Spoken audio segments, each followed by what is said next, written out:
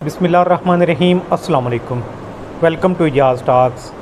5-4 रोज़ से लाहौर के एक नवाही इलाके चूंग में एक ख़बर गर्दिश कर रही है कि वहाँ पर मौजूद कब्रिस्तान है बाबा भोले शाह, जिसमें एक शख्स की कब्र वाक़ई है जो तकरीबन 4-5 रोज़ पहले जिसकी डेथ हुई थी। शब्बीर नाम का लड़का है, 25-26 साल उसकी एज है। लोग कहते हैं कि उसकी कब्र में से आवाज़ें आ रही हैं। कुछ लोग कहते हैं कि जब हम कब्र पे हाथ लगाते हैं, उसको शब्बीर के नाम से बुलाते हैं, तो नीचे से वो जो स्लैब है उसको ज़ोर ज़ोर से वो हाथ मारता है, जिसकी धमक, जिसकी आवाज़ बाहर आती है। कुछ लोग कहते हैं कि वो बचाओ बचाओ की आवाज़ें लगाता है। मेरे साथ इस वक्त हॉस्पिटल के एक डॉक्टर हाफिज़ शेख शुजाउर रहमान साहब मौजूद हैं। हाफिज़ कुरान भी हैं। दीनी लिहाज से भी हम इनसे बात करेंगे।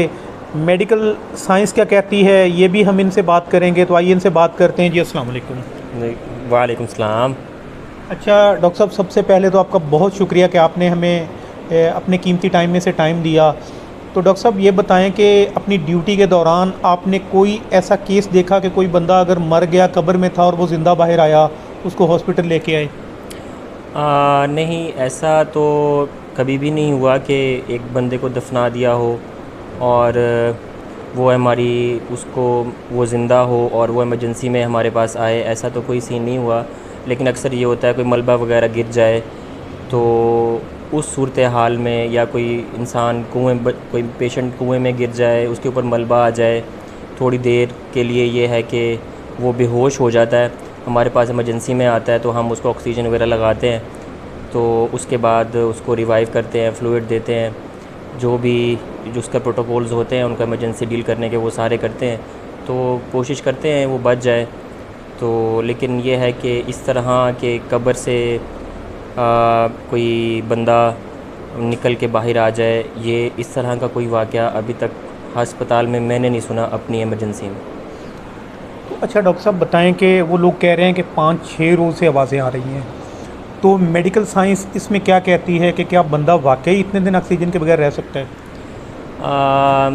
ऑक्सीजन के बग़ैर अगर आप बात करें, अगर मेडिकल साइंस के हवाले से प्योरली बात करें, हमारी किताबों में तो ये लिखा हुआ है कि आपका दिमाग जौन सा है विदाउट ऑक्सीजन के बग़ैर 3 मिनट बाद आपका दिमाग जौन सा है डेड हो जाता है।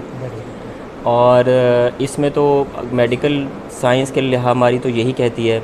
अब वो बंदा नीचे से आवाज़ें क्यों लगा रहा है, या वो नीचे ज़िंदा है कब्र के अंदर, मेडिकल साइंस के हवाले से तो ये बात बिल्कुल ही नागुज़ीर है ये बात कि मेरे नहीं ख़्याल से कोई ये इस बात में कोई हकीकत हो वो ज़िंदा हो।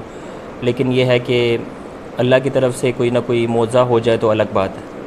तो अच्छा मुझे बताएं, आप अल्हम्दुलिल्लाह हाफ़िज़ कुरान भी हैं माशाल्लाह, तो इस हिसाब से आप क्या कहते हैं दीनी लिहाज से कि वाकई वो ज़िंदा हो सकता है? अगर आप दीनी लिहाज से बात कर रहे हैं तो अल्लाह ताला तो हर चीज़ पर कादिर है। अल्लाह ताला तो इंसान को ज़िंदगी अगर देना चाहे तो अल्लाह ताला कब्र के अंदर भी ज़िंदगी दे सकता है। जैसा कि आपको पता है कि हज़रत यूनुस अलैहिस्सलाम को अल्लाह ताला ने मछली के पेट में इतने दिन ज़िंदा रखा, हज़रत यूसुफ़ अलैहिस्सलाम कुएँ में इतने दिन रहे, वो भी ज़िंदा रहे। तो अल्लाह ताला तो वहदहू ला शरीक है, अल्लाह ताला तो हर चीज़ पर कादिर है। तो अगर तो अल्लाह ताला ने ज़िंदगी रखी हुई है उसकी, अगर वो कब्र ज़मीन के नीचे भी है, तो अगर वो तो ज़िंदा है तो इसमें तो कोई शुबा और शक वाली बात नहीं है कि अगर तो वो ज़िंदा है तो उसको अल्लाह ताला ने ही ज़िंदा रखा हुआ है। अल्लाह ताला ने ज़िंदा रखा हुआ है और एक दिन अल्लाह हमें दोबारा उठाएंगे कब्रों से, जबकि हम खाक बन चुके होंगे।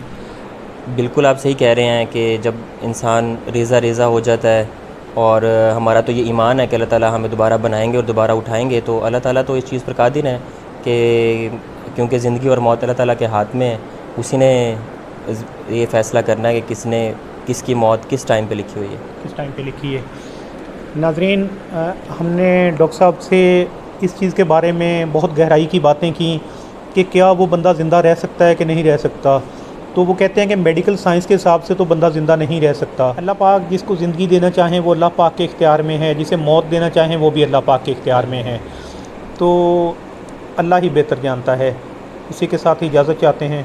अल्लाह निगहबान।